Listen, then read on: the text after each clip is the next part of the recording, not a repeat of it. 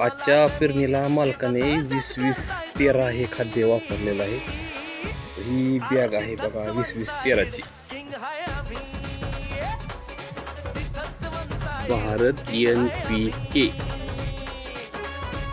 20-20-13. तर इथं बघा तुम्ही काय लिहिले, भारतीय जन उर्वरक परियोजना. तर इथेही BJP भाजप म्हणजे भाजप सरकार. बघा कुठंही प्रचार करायला शेतकऱ्यांच्या मटेरियलच्या पिशवी सुद्धा ही भाजप सरकारने BJP भाजप